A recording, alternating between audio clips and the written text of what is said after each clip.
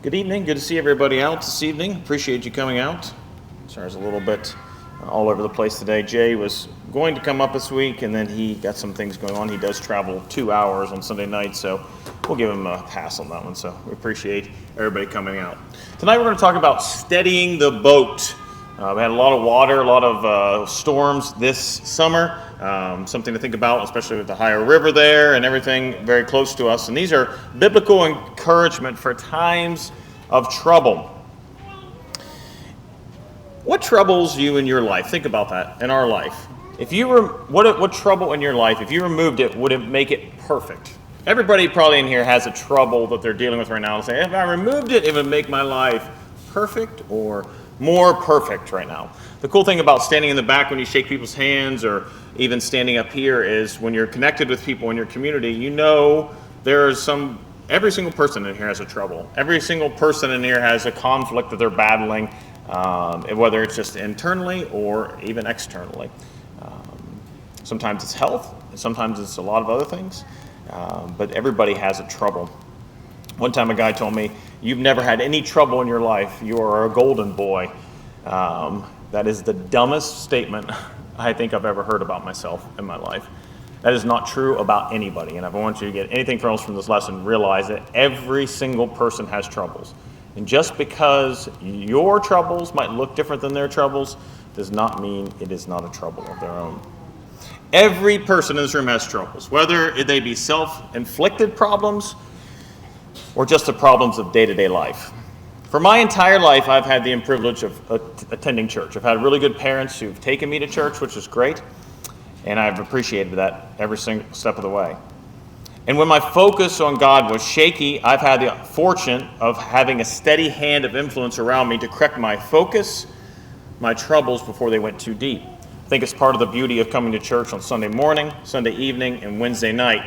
Even when you're not studying your Bible correctly, even when you're not looking at it every day, and the song goes in the kids' class or in the little kids' class, the B-I-B-L-E, yes, that's the book for me. I stand alone in the Word of God. The B-I-B-L-E, what's the next verse that?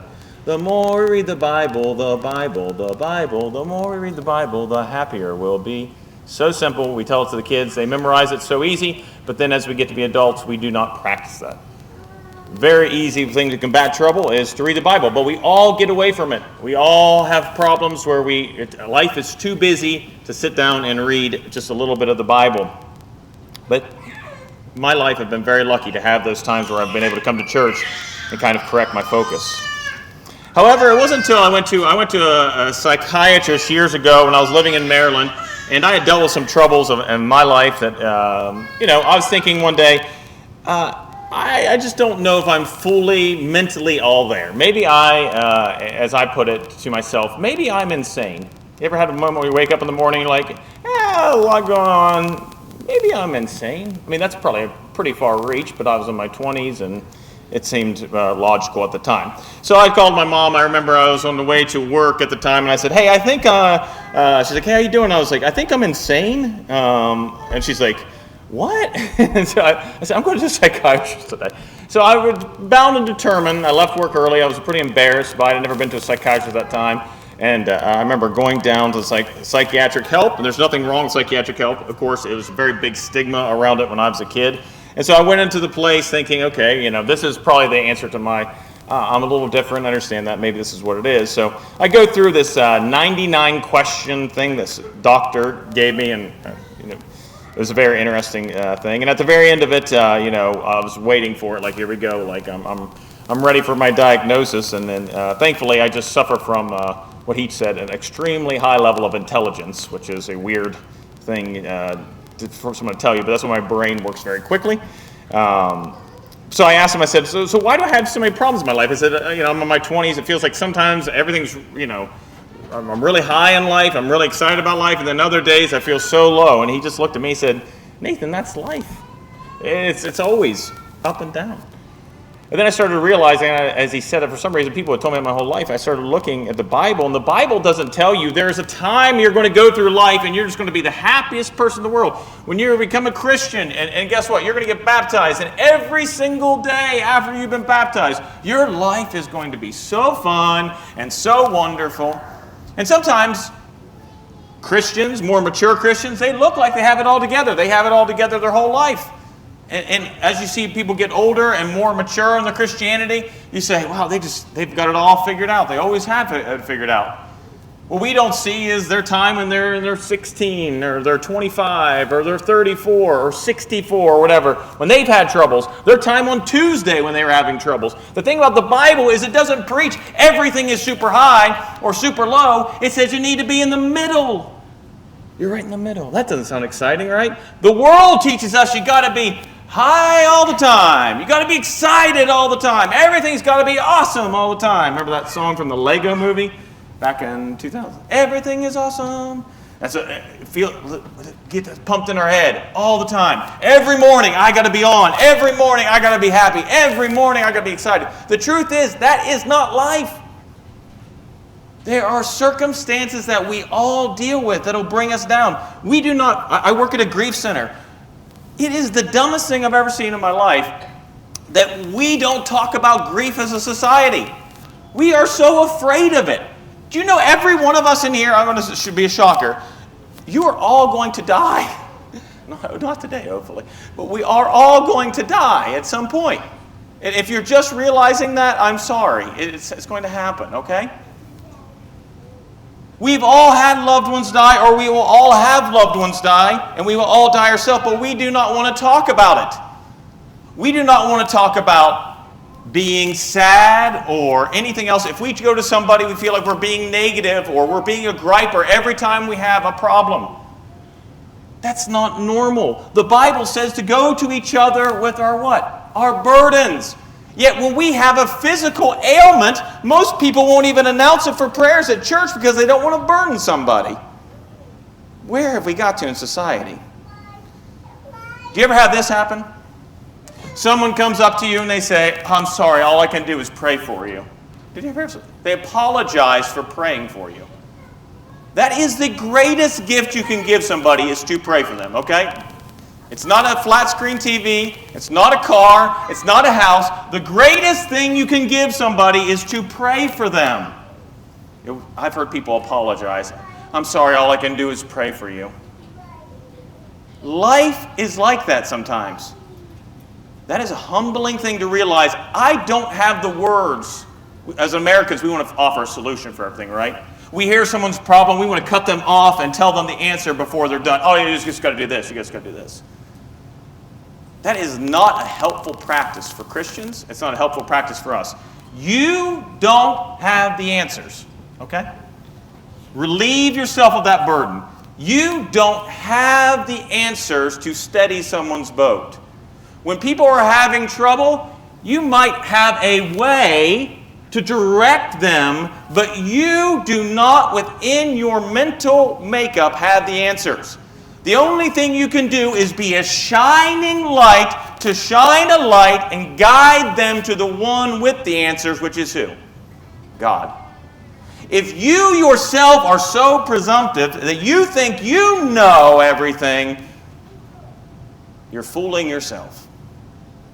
So remove that burden. When someone comes to you with a problem, you are not the one with the answers. Your first obligation is to, 1, pray for them immediately. 2, look for answers together. That's a perfect time to study the Bible. Why is it we only study the Bible together when someone wants to become a Christian? After someone has become a Christian, it has become a practice that Christians do not study the Bible together.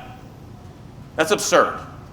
That is our book that we live our lives by. So when you have a problem, when you are dealing with a difficulty, the first things we should do is pray, and then we should have a Bible study. The only way we have a Bible study, it seems like as Christians, is when someone wants to become a Christian and when someone is doing something that is not according to God's will. The Bible is such a vessel. It is such a tool in so many other ways.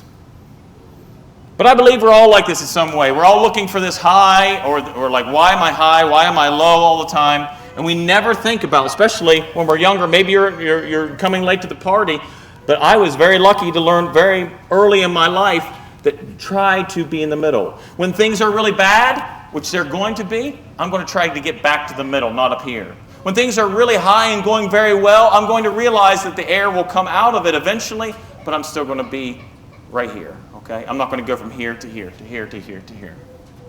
I believe we're all like this to a certain extent. We walk around this world acting like at some point in our lives, everything is going to come together, and then our lives will be perfect, and we'll just go on living a perfect life every day.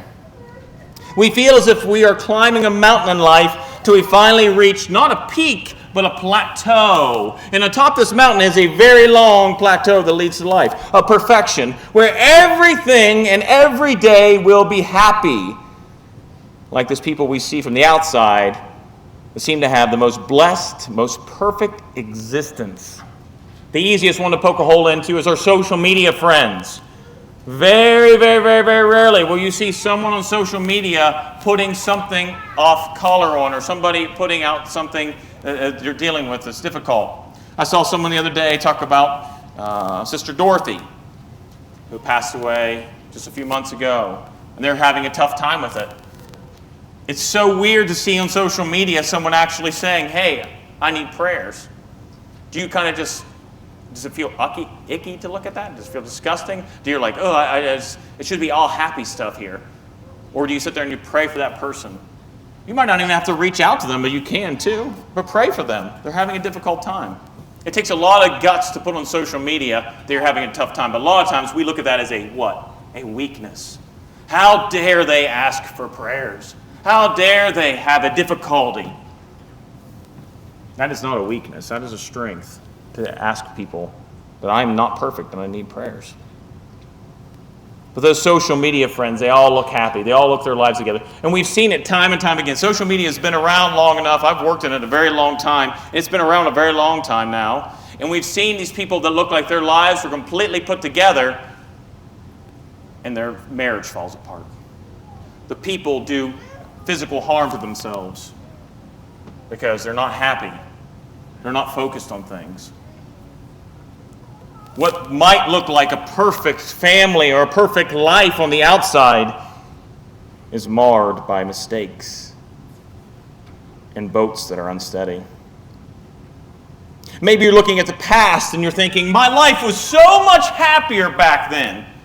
I'm not sure why my dad says this, but he does say this. He said, the only thing good about the past is it's in the past. There are some good things in the past. But the thing is, a lot of people live in the past. We've all seen the stereotypical person who peaked in high school. We've heard that before, right? The high school athlete who was really good. The Uncle Rico, if you ever watched Napoleon Dynamite, who says, I could throw, if I just go back to that state championship, I would win it. I was a backup quarterback, but I would get in. If I would have got in, we would have won it. I can throw this football to the mountains. We have this foggy belief of what we used to be. Life was not perfect back then, and it's not perfect now. Then when don't we see this expected perfection of the life we are living? We ask ourselves things like, why did I deserve this mistake I'm in now? Why did I deserve this unsteady boat that I'm riding along in now? Why did God allow this to happen? Why isn't my life as good as that person over there? Comparison is such a tool of the devil. Today we're going to be exploring the facade of earthly perfection. Why we go through troubles as Christians, and some lessons Jesus teaches us about rising above these troubles. So don't fool yourself into believing life's going to be perfect. That is a facade. You've ever seen the cartoons, you've seen the people in the Sahara Desert, you've seen the Mirage. What is it? The cartoons, usually it's a cartoon character so thirsty they're dragging themselves through the desert, and they see what? This oasis in the middle of the desert with this beautiful water, and it's just clean water, and just paradise on earth. And what do? They run to the water, a lot of times in the cartoons, they start to drink it, and it's all sand, right? A lot of times we look at that as a perfect life too. We start looking around at other people. I think especially like poor Batson, I feel he's in a very interesting time in life. I told him, I said, I remember Lucio Way told me, the only person, everybody came to like my college graduation, we had like a little party, it was a very nice thing. And I remember everybody's like, oh, you're going to go do great things, you're going to do great things. You're completely unsure of yourself when you're out of college. Because it's like the first time you're like, I don't have school. I'm not going to school in the fall. Like, what am I going to do? And you're trying to figure out who you are now without school, and school has been such a big part of your life. And Lucille Way walked up to me, and this before I knew her very well, and very bluntly shook my hand, said, "Congratulations." And she said, "This next year of your life is going to be the hardest year of your life. Just get through it." I'm like, what a weird thing to say. And I was like, "Thank you, lady." I will always remember those words. And as I went through all that hardship, you know what she did? She validated that it's okay to have hardship. Because when I was going through all those hardships, I felt like all my other friends were succeeding out of college. I was very successful in college, but when I got out of college, I very much stumbled at the start, and I was having a difficult time figuring it all out. But I kept thinking about Lucille's words, and I was so happy that she validated that experience and that I was able to go, you know what? It's okay that I'm not okay right now. It's okay that I'm not succeeding right now. It's okay that this is hard. There are things in life that are hard. And that was hard. It'll be hard, Batson, but you'll get through it. And you get through it with other people. But life will not be perfect. 1 Peter 4:12. Let's look at that. 1 Peter 4:12 says, "Beloved, do not be surprised at the fiery ordeal among you, which comes upon you for your testing, as though some strange thing were happening to you." Don't act like this testing is strange. It's going to happen. I tell a lot of people anymore, I used to not plan for unplanned things in my day and my week.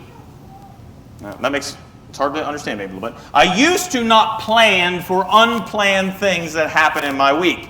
For instance, you fill your schedule up for the week. If you fill it too much, what happens? I've got a car appointment here. I got a doctor's appointment here. I got to go to work here. We got this, we got this, we got this. Perfect example last week was VBS. We had to get everything ready for VBS. We had to be at VBS.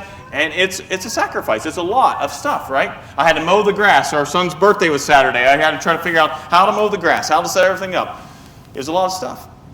The problem with unplanned things is that we don't plan for it. So we fill our schedule so filled that when things come up that go bad, like our car breaks down, our physical health starts to go through something. Maybe we get a cold or the flu or something like that.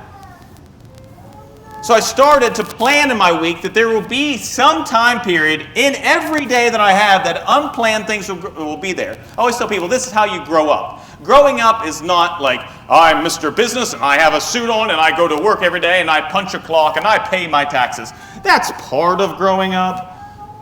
But that, to me, that's not really like what I want to look like. To me, growing up is just taking care of yourself. That's what it is. Taking care of these little things that come up. And not getting so out of tune about them. Psalm 34:19 says, "Many are the afflictions of the righteous." That doesn't sound too great, right? Many are the afflictions of the righteous. Am I reading the right Bible? Wait, the righteous have afflictions? Wait, but the Lord delivers him out of them all.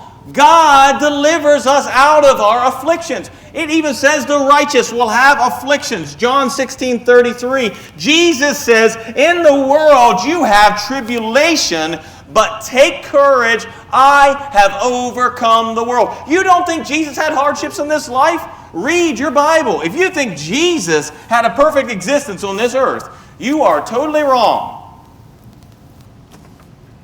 Jesus' own brothers questioned him. They had a powwow with him, saying, "You're acting like you are the Messiah. What is wrong with you?" Jesus knew who he was. Jesus' faith was grounded on God. People who were religious leaders, people that should have been so excited to worship with Jesus, spit on him, slapped him, hit him, mocked him, killed him.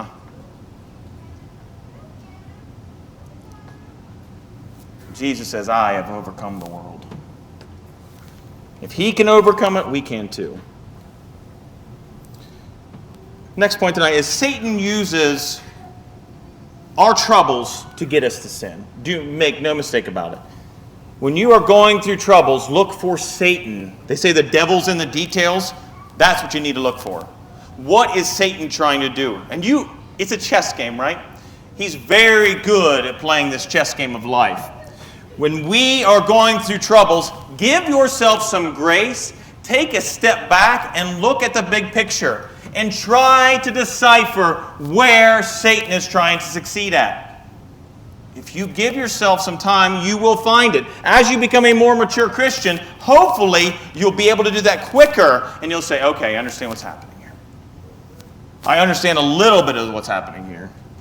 I understand that I need to go to God here. I understand I need to rely on people here. Shannon lost her job in May, as some of you know. It was very sudden. They called her into the office, or the virtual office. She works remotely, and just said, mass layoff. A lot of people were getting laid off. Shook the system. All of us. We had to change our life. Our lives have changed a lot, but they haven't changed a lot. Does that make sense? It is a very hard thing to see your spouse lose their job. It's a very hard thing for a family dynamic to lose a job like that, especially overnight. You get no unemployment. You get very, very, very, very little severance pay. And they say, today you're done. It's over. That's hard. It's a shock to the system. But when you're grounded in God, and I'm not saying we're perfect at this by any means, but the one thing I'm very proud of our family for and very happy our family is that we have continuously, as we went through the struggle together, we've done it together, not just as a family, but with God. We've worked together through it, and we've tried not to panic. There have been moments of panic. There have been moments of anxiety. I'm not going to lie to you. I'm not going to act like it's perfect. It's not. But we continue to focus on God, and when those moments come up, they are minimized as opposed to maximized. Because we all know that moment, the moment when you go to leave your house and you forgot your keys. Oh, I forgot my keys. I forgot my wallet. You get to the car. Oh my goodness, I'm late. I'm late as it is. You go to get in the car because you forgot your wallet and you locked your keys in your car. Oh my goodness. There was a time in my life I locked my keys in my car without a way to get them 2 times. The police had to be called 2 times to help me get in my car. That's when they used to do it. I was a total mess in my 20s. 2 times I locked my keys in one day. The police, it's probably the same policeman. I can't remember, but this probably was. I was like, man, I'm a total mess. We've all had those days.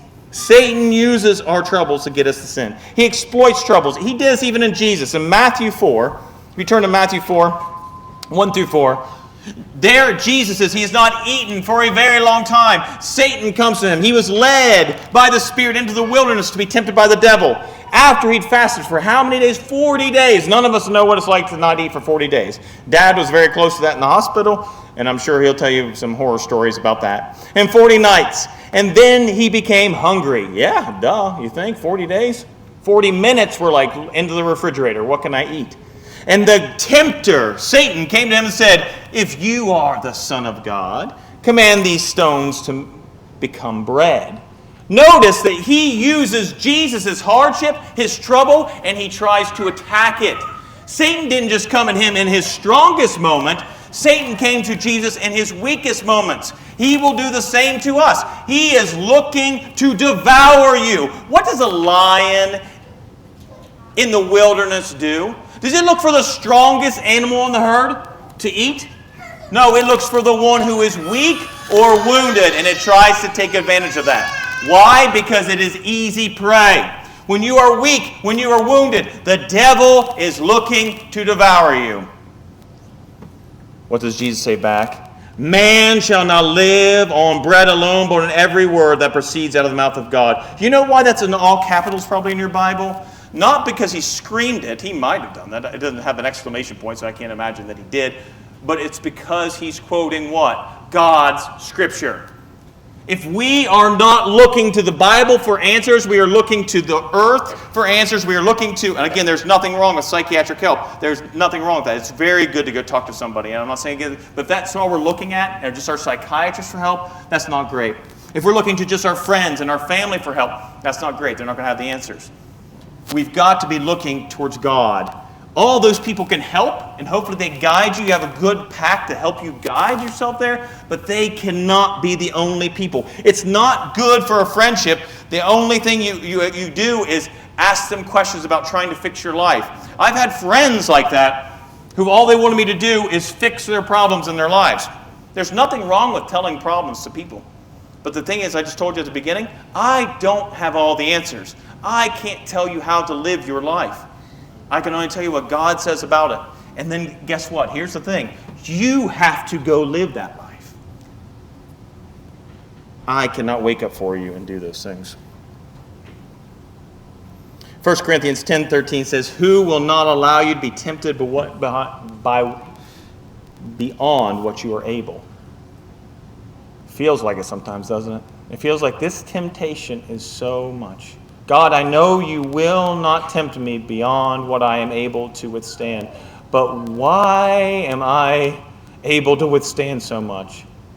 When our loved ones die, when my dad was going through all the problems he went through, I tell you what, it is super hard to see a man as strong as a mountain, in your opinion, go through so many hardships. It's very hard to see your father begging for water. It's very hard to see your family not have the answers, and the doctors not have the answers, and the nurses not have the answers, and all the helpers in this world not have the answers.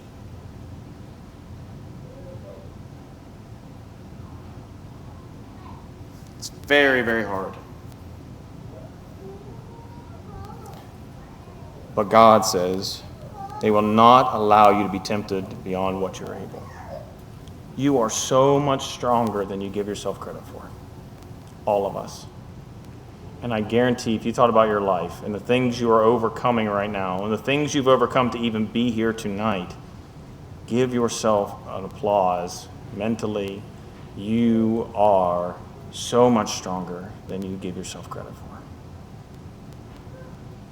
Life is hard. Life is a battle. The Apostle Paul certainly knew sufferings, and he regarded them as opportunities. I'm a former hurdler. I love hurdles. As you can see, I'm a former hurdler. I'm an old man now. I tried to run hurdles with Lydia, and I was sore for like a couple days. It was bad. But it was fun. I like hurdles. I like hurdles in life. I look at hurdles. There's so much opportunity in obstacles. When an obstacle comes up, I try to look for the opportunity. There have been some big obstacles in life. But God has always given me an opportunity. It might not be my opportunity. That's the thing. We always think it's my opportunity, right? It's about me. I was talking today to somebody who went through some hardships, and they were talking about how they had impacted some people to follow Christ. How they had impacted some people to maybe explore their faith a little bit more with how they handled their obstacle. And sometimes it's about other people's opportunity. Sometimes what we're doing, you might never see the impact you have. That person might not see these people that get led to Christ, that get baptized, but guess what? They might meet them in heaven. You may never see them again. You might just have one conversation with them in life, and you don't even know their name or who they're from or where they're from or anything about them, but you will meet them in heaven because of how you handled your obstacle. That's an amazing thought. Do not think that people don't notice, one, what you're going through, but also how you're studying your boat, and hopefully you're studying with Christ.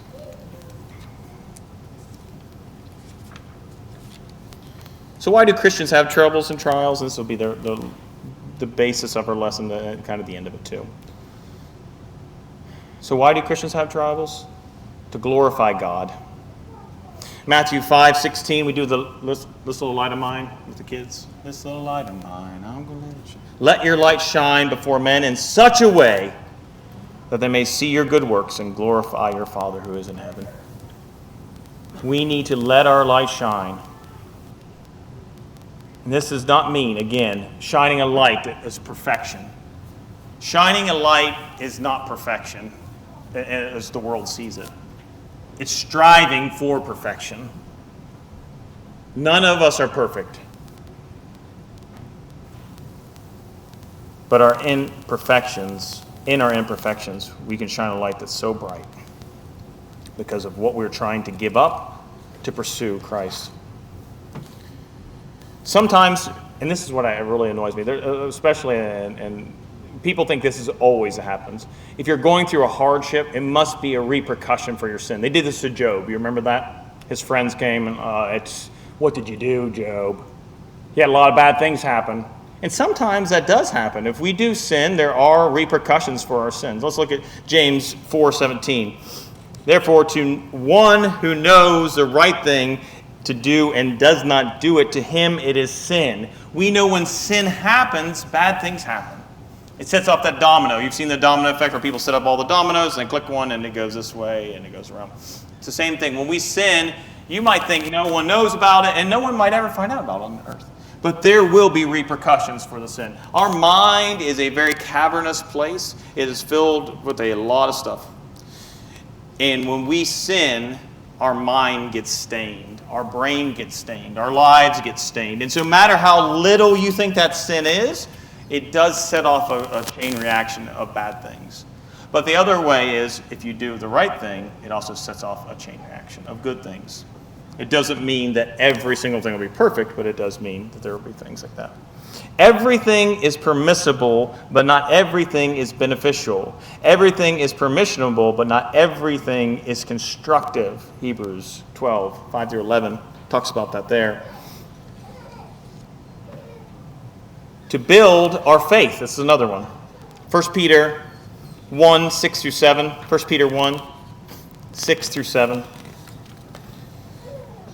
In this you are greatly rejoiced, even though now for a little while, if necessary, you have been distressed by various trials, so that the proof of your faith, being more precious than gold, which is perishable, even though tested by fire, may be found to result in praise and glory and honor to the revelation of Jesus Christ. Hebrews 11:17 says, by faith Abraham, when he was tested, offered up Isaac, and he who had received the promises was offering up his only begotten son. And one more verse, and then we'll talk about this. James 5:11, we count those blessings who endured. You have heard of the endurance of Job and have seen the outcome of the Lord's dealings, and that the Lord is full of compassion and is merciful. To build our faith. People always look at Job. I had a friend who lost his twin brother, identical twin brother. They did everything together. They never even ate a different food. They lived together until their late 50s. They never even ate a different food because they were afraid the one would die before the other. They drove everywhere together. They were with each other. They were inseparable. One died of a massive heart attack one day. On the phone, just died. The other one said, I'm having a real tough time. They were Christians of some sort, and they were always very much involved in their faith. They were very out about their faith. They were tell everybody about their faith. And I was talking to the one later. I said, how was life going? How hard that has to be to lose that's a part of you, a huge part of you. And he said, people just keep telling me, just read Job, and you'll figure it out, just read Job. That's part of it, for sure. That's part of it.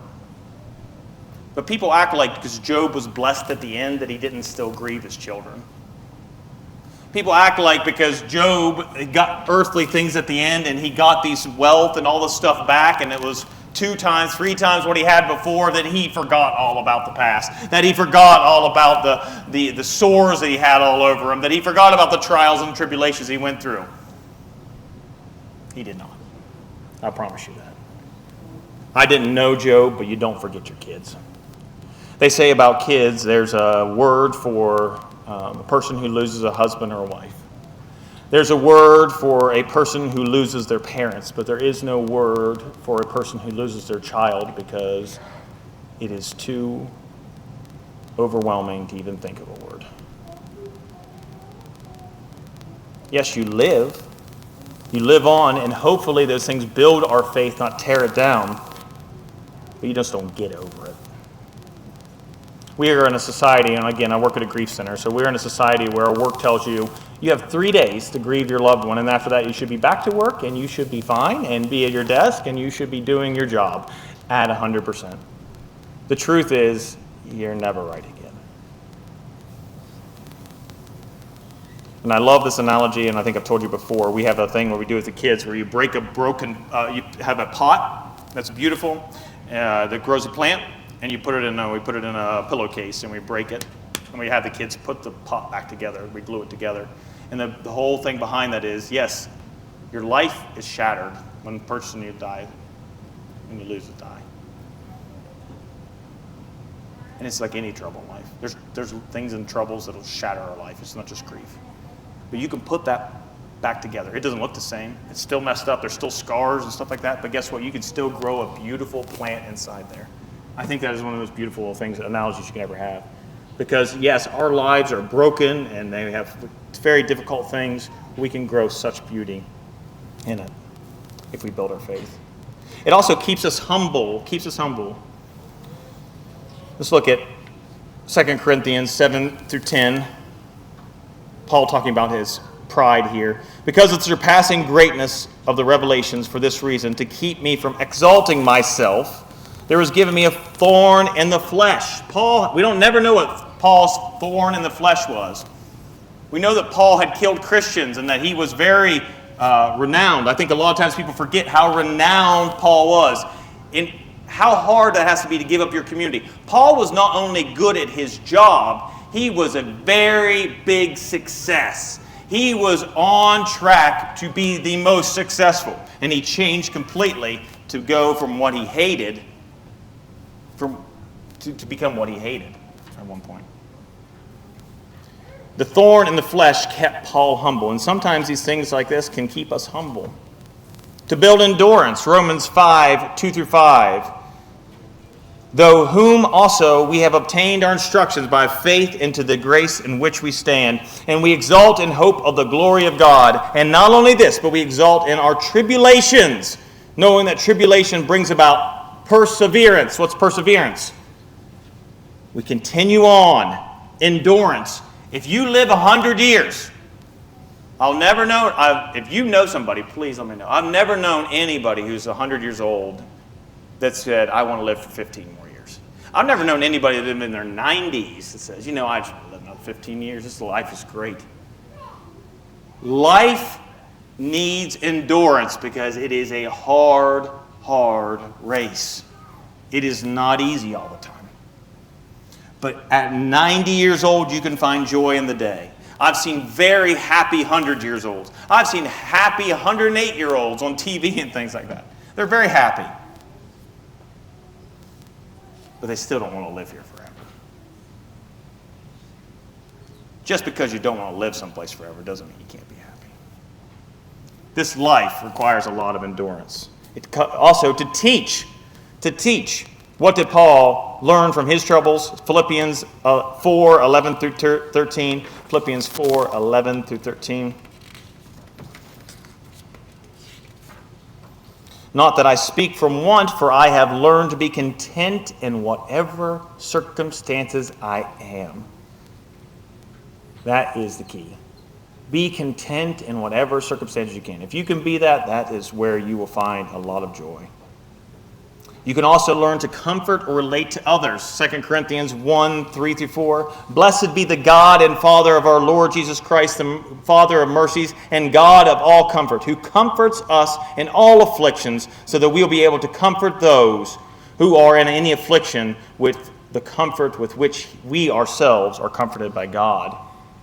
We exude God's qualities by the way we comfort others. Again, that is not going out and telling them, this is how you have to do it, this is how you do it, and this is how you get over it. There are certain things in life you will never get over. There are certain scars that never go away. But we all live with scars. And sometimes that scar is something that someone else went through.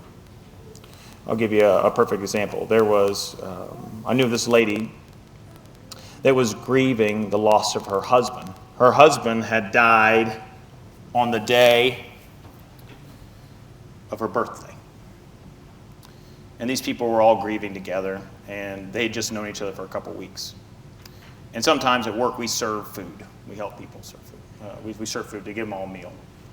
And this lady who came in, she said, hey, I've got this cake. It's this lady's birthday. She brought in this big, I've never seen a cake. It was like this big. And it was like a very good cake. It was a high cake. It was like one you say in like a cartoon, like, like the Beauty and the Beast VR cast. It's like that. People's like, it's a big cake. And I'm like, oh, have you known this lady for a long time? I just met her 3 weeks ago. But she knew it was that lady's birthday. She knew it was also the day that her husband died. And she just wanted to help focus on her birthday. She didn't want anything else. She didn't want anything more from that. Just a small gesture to help that lady enjoy her day. Even though that day is scarred for the rest of her life, you can still find joy in those days. To all, and this is the last one on this, to show all of us, to show all is of God and not of man. 2 Corinthians 4, 6-12, when we wrap up. For God, who said, light shall shine out of darkness, is the one who has shone in our hearts to give the light of knowledge of the glory of God in the face of Christ. When we say, let our light shine before men, what is that? To help guide them to Christ. That's what we're supposed to be doing. It is not to just shine our light and be like, look how glorious I am. Sadly, in Christianity, you see it way too much, where people are trying to shine a light, not on God, but on them. Look how bright my light is. The only light that you are doing is not coming from you, but to shine a path to get to God. Appreciate Brother Chuck reading Matthew 14 there. And when we look at verse 31 through 33, and we'll end our lesson here. What's it say there? Immediately, this is the boat. Sorry, we'll read the whole thing because it's worth it. Matthew 14, 24. How do you rise above life's troubles? Look at what happened here with Peter. Matthew 14, 24. But the boat was already a long distance from the land, battered by the waves, for the wind was contrary. And in the fourth watch of the night, he came to them, Jesus, walking on the sea. When the disciples saw him walking on the sea, they were terrified and said, it is a ghost, and they cried out, for they were in fear. But immediately Jesus spoke to them, saying, take courage, it is I, do not be afraid. Peter, people beat up Peter all the time. I want to be like Paul, but I'm so much like Peter. I just speak very profoundly, but I fail so much. Peter said to him, Lord, if it is you, command me to come to the water. What a bold statement. And he said, come. And Peter got out of the boat. And he walked on the water and came towards Jesus. Let me ask you a question. Who is the other person other than Jesus and Peter who has walked on the water in the world? The answer is no one. Peter was able to walk on water. That's how much faith he had. But seeing the wind, he became frightened and began to sink. He cried out, Lord, save me! And immediately Jesus stretched out his hand and took hold of him and said to him, you of little faith, why did you doubt? When they got in the boat, the wind stopped, and those who were in the boat worshipped him, saying, you are certainly God's Son. When you are going through trouble, read this. Don't go to Job. Job is great, and Job has some things. Be this the first place you go to. This is Jesus. Go to Matthew 14 first and read this, because this is what it's like. The world will beat us down and toss us about. Learn that in verse 24. Verse 25 to 26, this is about 3 a.m. to 6 a.m. when things were dark. What happens when we have trouble? Things seem dark. They say in Batman, what was it? A great quote. The night is always darkest before the dawn. It's a very biblical thing. Not seeing, not knowing, but follows us. Where is this going? I don't have the answers. I feel very helpless. I feel very trapped. I feel very claustrophobic in this moment. Verses 27 through 29. Peter put his faith in God and steps in among the craziness of this world. And he is rising above it all, even though he's in the midst of it all. And I think that's such a beautiful image. It is a terrible storm. And what does Peter first think about? Let me walk on the water with you, not that I'm going to die in these waves. If you've ever been out in a boat in a storm, you know. If you've not, you don't. Look it up on YouTube, a boat in the storm. It is, talk about the most helpless situation you could be at. It is frightening. Verse 30, when we take our mind off the Lord, when we start to get caught up in the ways and problems of this world, we start to sink spiritually. We need to keep our focus, our faith on the Lord and stay focused on his teachings. Jesus says, if you have faith in me, you can move mountains. He is not meaning that figuratively. He bends the weather. He bends the world to his will. Whatever Jesus asked, it did. The world listened to its creator. When he says, you have the faith the size of a mustard seed, you can move a mountain, he is not being facetious. He is telling you the truth. And that's when you realize, my faith is not even that big. How much more do I have to grow?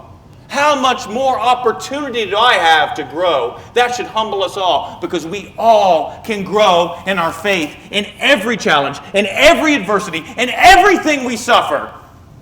Look for a way to grow our faith, to fill that mustard seed, to move mountains, to walk on water.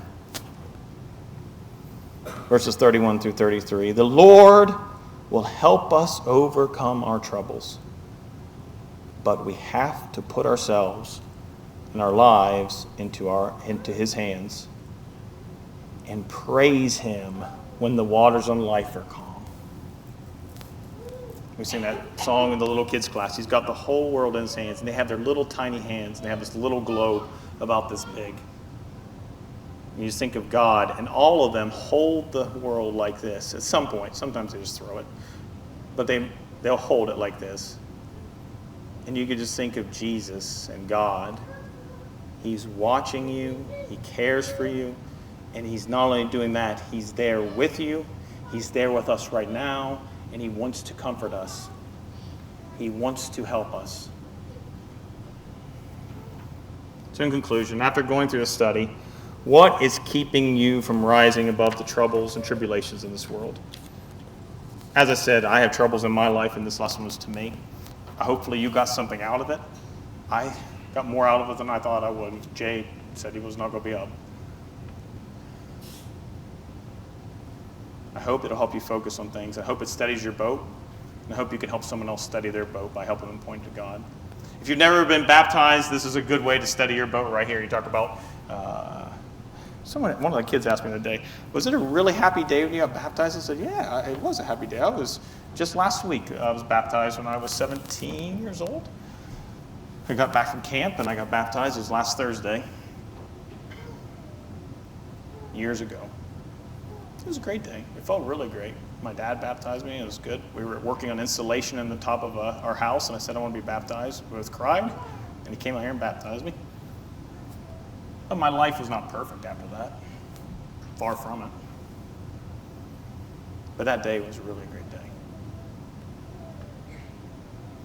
It'll be a great day for you. It'll be a great day for everybody. It'll be a great day for the angels rejoicing in heaven. But the great thing is that you have a group here that wants to help you and support you. And if you're having troubles in life, there's no shame in asking for prayers. We hide too much from each other. I'm an open book. People know that. My wife tells me I probably tell too much. I probably do. But I just believe there's no real secrets in life. And I'm always looking for help. Hopefully you are too. If you need prayers of the congregation, you can come forward, raise your hand. Or if you need baptized, you can come forward. Now as we stand and sing the song, Smith's Life.